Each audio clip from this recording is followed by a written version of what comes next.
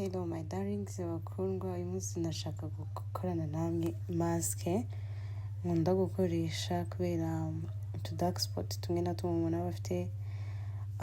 Ubu rero nari mfite timerike akayiko kamwe konyine, nza kugira n'indimu ngira n'ubuki. Uri umuntu ufite inkovu zakurembeje nk'izo mba mpagaze, rimwe na rimwe hari ukuntu agaheri kaza kagasigura ukovu gasigara wumva rwose urishe mumva bikubangamiye. Niba ari ikintu kibangama n'inkovu cyangwa ibiheri kumva biba bibangamye pe. Rero ibi bintu uzabikoreye njyewe njya mbibona muri zati iyo maze nk'igihe mbikora bamora nyine uruhu rutandukanye nuko rwari rumeze. Rero uzabigerageze. Hari n'ukuntu uba wishwe n'izuba kuri ba bantu bagira nk'uruhu baba barasize amavuta menshi, yes, ukaba wahuye n'izuba. Iyi timerike rero, iyi maske uzayikoreshe. Hari ukuntu rwose isubizagaho ukumva kararuhutse, ukumva kameze neza. Ejo mu gitondo ukabyuka ubona ibintu biri unchangeable, byahindutse, not unchangeable, byahindutse. Nuko ubwo rero nari mfite ubuki bwanjye nk'uko wabibonye nari ndi kubivanga, nshyiramo ubuki, nshyiramo timerike, ifu ya timerike, ndangije nshyiramo na lemon, indimu, ndabivanga. Niyo narindi nabikoresha uyu munsi, ariko umunsi nashimye ko turi buze kurebana n'izindi maske zigiye zitandukanye zishobora kugufasha kuba wakuza uruhu rwawe rukagira itoto. Izi maske mbabwire we muzi ko muzikora, zirakora pe, zirakora. Ntabwo ari ibintu by'amasocial media, oya, nta by'igihuha ahangaho, ndabihamya ndakubwiza ukuri zirakora. Niba uri umuntu wabigerageje uze kumbwira muri comment, umbwire nawe umbere umuhamya. Hari umuntu uba ushaka nko gucya ariko akumva ntashaka kwisiga ibivuta bimwe abantu bisiga amavuta. Timerike rero iguhaga ugakeye pe, ukabona warakeye muri icyo gihe, ukibaza se byagenze bite. Urumva ikintu gikiza inkovu ntabwo cyabura gukesha uruhu ruzima rusanzwe. Ubuki nabwo umva buguha gatoto, ukabona nta tuntu turi mu mubiri, twa tuntu tuba twikanyaraje cyangwa twa tuheri tuba turi aho ngaho, ukabona agahu karakeye.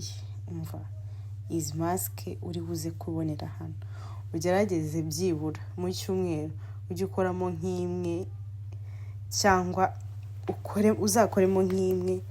Ubu turacyafite iminsi, uzabigerageza uzambwira, zirakora pe. Ugerageze rero kubikora 2 mu cyumweru cyangwa 3, not buri munsi. Kubikora buri munsi bwo rwose ushaka kwica ibisebe cyangwa ugasanga biteye ibibazo byinshi, always bitera ibibazo. Ngaho nguko rero nafite ubuki nagombaga kubushyiramo, ariko nari nifashishije ga kugira ngo ntaza kuhandura. Timerike iranduza, uba ugomba kuba careful kugira ngo utaza kugira ibintu wanduza. Ahantu igiye kugira ngo izahave ni hamana. Nuko ubwo rero ndagerageza maze kubikora nza kuyisiga. Aho rero nari mfite izindi maske nza kukwereka. Iyi nayo ni ya timerike, ariko ikintu itandukanye n'iriya, ahangaha yari afite ubuki. Nagerageje gukora research nzana n'izindi maske zigiye zitandukanye.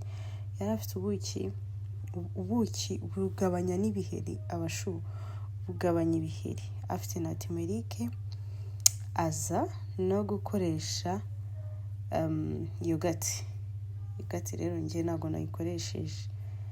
Yes, hara ntabwo nayikoresheje, ariko ubaye uyifite nayo ushobora gushima kwishyiramo. Nayo igrowing uruhu. Tumaze kubona ko ubuki hari ukuntu burinda ibiheri bukanatera uruhu kubitoto. Yogurt nayo ikarugira neza rwose, kuko haba harimo amata, ukabona gahu karatoshye kabaye nk'akabana. Ikana cleaning uruhu rukavamo ibinoze. Uri kubona ukuntu ibisa. Aya basi turebe n'indi rero, nturambirwe, ugenda uzireba zose kugira ngo uzashime ikoroheye. Biba byiza kwikunda no kwitaho. Umva muri iki gihe nabyo ni ibyambere, biri mu bintu byo kwitondera kabisa. Abera afite coffee, bakoresheje coffee, bakoresha n'ubuki. umva izi masike ntabwo ari sikamu zirakora, uzazigerageze. Mu cyimbo cyo kwisiga ivuta byinshi ushaka gukoresha amamasike ukazaza wisiga akavazine kawe ukitambukira rwose ugasigara umeze neza. Yari afite kofi, afite n'ubuki, afite na timerike. Aho ngaho rero yari afite fureshi miliki agashyushyu. Uri kubona ko amata nayo harimo sekireti. Aha, ibyo byose rero iyi masike nayo igabanya anti ejingi. Kofi yo rwose ntahehe n'umunkanyari, ntabwo wakisinga kofi ngo ugire mu maso hakanyaraye, wapi, ihagera neza vrema.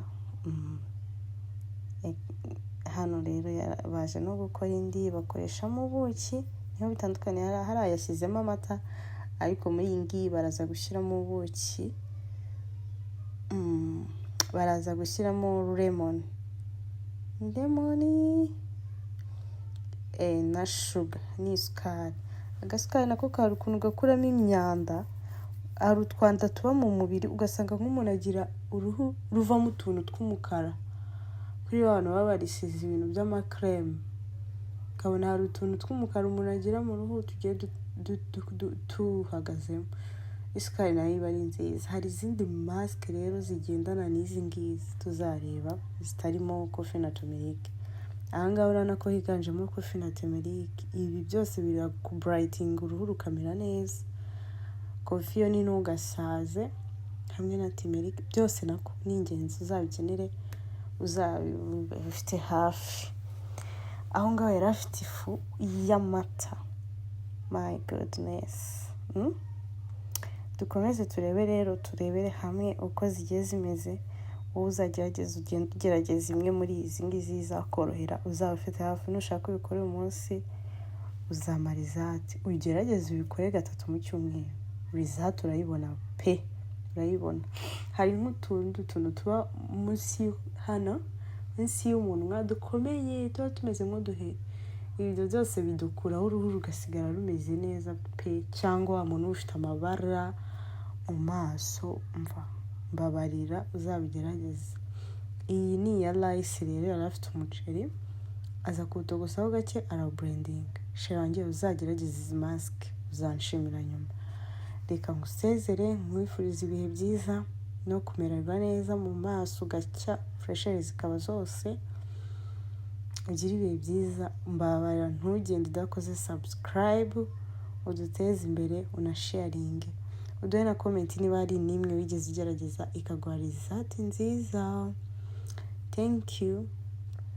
Self love ibi ya mbere, twiyiteho mu buzima bwacu busanzwe no mu buzima bundi bw'umwuka. Twagiye rero, sawa, mugire ibihe byiza. Iyi nawe uzayigerageza uzambwira. Ubuki uzajya uhorana ni ingenzi, haba ku ruhu yaba mu mubiri mo imbere. Ntuzabunga ari bwinshi, ariko basi uzagerageza ubwisigeho, urebe ko twasa neza, turebe ko twangana n'iyi minsi dusa neza. Thank you, wakoze kubana nanjye.